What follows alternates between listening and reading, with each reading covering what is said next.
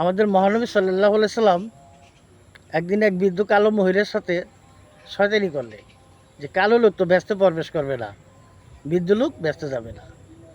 তখন ওই বৃদ্ধ মহিলা, কালো মহিলা মনে মনে অনেক কষ্ট নিলেন যে আল্লাহ রাসূল সাল্লাল্লাহু আলাইহি সাল্লাম তিনি বললেন যে কালো লোক ব্যস্ত যাবে না এবং বৃদ্ধ লোক ব্যস্ত যাবে না, তাহলে এত এবাদত বন্দিগিরি করে আমার কী হবে।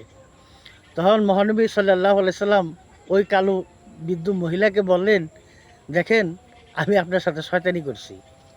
আসলে কালা লোক যে ব্যস্ত যাবে না এটাও সত্য, বৃদ্ধ লোক যে ব্যস্ত যাবে না এটাও সত্য।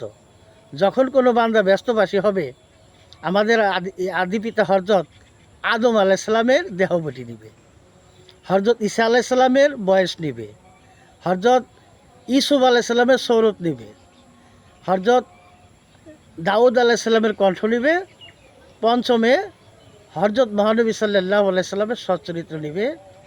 এই 5টা নবীর অংশ নিয়ে সে ব্যস্ত প্রবেশ করবে।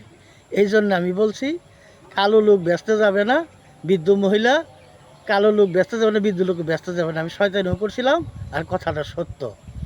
তো আল্লাহ রাসূলও শয়তানি করছিলেন, কিন্তু ওই বৃদ্ধ মহিলা বুঝতে পারেননি।